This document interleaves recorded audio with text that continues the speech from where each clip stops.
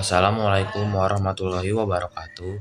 Perkenalkan, nama saya Muhammad Jawad Maja dari kelas 10 absen 18. Assalamualaikum warahmatullahi wabarakatuh. Nama saya Miguel Toser. Jadi di sini saya akan menjelaskan tentang Kerajaan Tarumanagara. Sejarah tentang Kerajaan Tarumanagara berdiri pada abad keempat atau lebih tepatnya pada 358 Masehi. Pendiri Kerajaan Tarumanagara bukan berasal dari Nusantara, namun Maharishi Jayasinghawarman yang berasal dari India. Raja Jayasinghawarman memberi nama kerajaannya Tarumanagara dari nama pohon tarum yang banyak tumbuh di daerah tersebut. Lalu ada raja-raja Tarumanagara. Yang pertama ada Jayasinghawarman pada 358 sampai 387. Yang kedua ada Dharmawarman dari 382 sampai 395. Yang ketiga ada Purnawarman 395 sampai 434. Yang keempat ada Wisnuwarman, itu dari 434 sampai 455. Yang keenam ada Indrawarman dari 455 sampai 515. Selanjutnya ada Chandrawarman dari 315 sampai 535. Selanjutnya ada Suryawarman dari 355 sampai 561. Selanjutnya yang terakhir ada Kertawarman dari 561 sampai 628.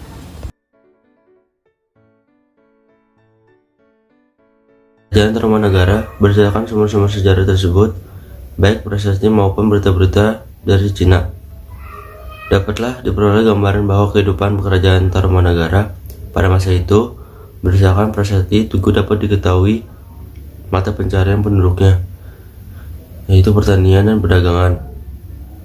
Begitu pula berdasarkan berita dari Fahian awal abad ke-5, diketahui bahwa mata pencarian penduduk Tarumanagara adalah pertanian, peternakan, pemburuan binatang, dan perdagangan cula badak, kulit penyu, dan perak. Prasasti Tugu ditemukan di daerah Tugu, Jakarta, yang merupakan prasasti terpanjang dari semua prasasti peninggalan Raja Purnawarman. Kuat buat mengalirkannya ke laut setelah sampai di istana yang termasyhur dalam tahun ke-20 duanya dari tahta Raja Purnawarman yang berkilau-kilau karena kepandaian dan kebijaksanaannya, serta menjadi panji segala raja. Sekarang beliau menitahkan mengaliri sungai yang permai dan jernih. Gumati namanya setelah melewati kediamannya. Sang pendeta Nakda. Pekerjaan ini dimulai pada tanggal 9 Paro, petang bulan Guna, dan disudahi tanggal 13 Paro, terang bulan Citra. Jadi hanya 21 saja, sedangkan gailaran panjangnya 6.122 tumbak. Selamatan baginya oleh para Brahmana disertai 1.000 ekor sapi yang dihadirkan. Dari prestasi tersebut dapat disimpulkan bahwa raja sangat memperhatikan kondisi perekonomian masyarakat. Pengalian sungai Chandrabhaga sepanjang 12 km yang berlangsung selama 21 hari. Selama 21 hari itu dimaksudkan untuk kepentingan pengalian pertanian, penjaga banjir, dan sebagai sarana transportasi dari pesisir pantai ke pedalaman. Kondisi politik.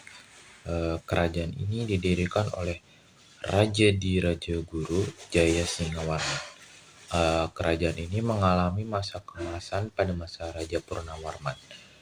Pada masa Raja Purnawarman, rakyat hidup dengan makmur karena perdagangan berlangsung ramai, dan raja bersama rakyatnya membangun sistem pengairan untuk pertanian dan pengendali banjir. Raja terakhir dari kerajaan ini adalah Raja Linggawarman Ia memiliki 2 orang putri dan saat itu ia tidak memiliki keturunan lelaki untuk meneruskan tahtanya. Dengan demikian, kondisi politik dari pemerintahan Kerajaan Tarumanegara memasuki masa keemasan pada masa Raja Purnamarman. Pada saat itu, Tarumanegara memiliki wilayah kekuasaan yang luas, sudah menjalin hubungan dengan bangsa luar dan rakyatnya hidup dengan makmur. Lalu yang selanjutnya ada kondisi sosial Kerajaan Tarumanegara, yaitu ditandai dengan adanya 3 kelas sosial, yaitu kelas bangsawan, kelas rakyat biasa, dan budak. Bangsawan merupakan golongan tertinggi dalam kerajaan ini dan memiliki hak istimewa seperti mendapatkan akses pendidikan dan memegang jabatan di pemerintahan. Sementara itu rakyat biasa dan budak tidak memiliki hak istimewa dan harus mengikuti aturan yang ditetapkan oleh pemerintah. Lalu selanjutnya ada peninggalan dari Kerajaan Tarumanegara, yaitu ada 7 prasasti, yaitu yang pertama Prasasti Caretan, Prasasti Kebun Kopi, Prasasti Muara Cinten, Prasasti Pasir Awi, Prasasti Cidang Hyang, Prasasti Tugu, dan Prasasti Jambu.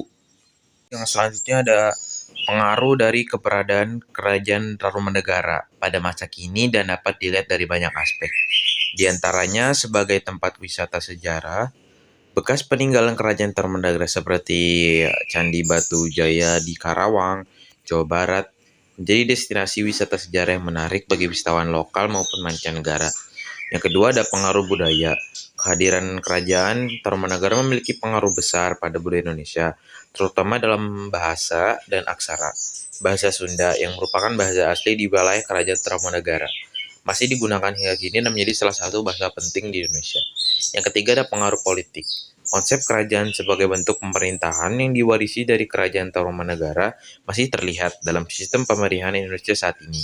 Selain itu, beberapa tokoh politik Indonesia seperti Soekarno dan Hatta juga terinspirasi oleh sejarah dan budaya Kerajaan Tarumanegara. Sekian dari kami. Terima kasih. Assalamualaikum warahmatullahi wabarakatuh.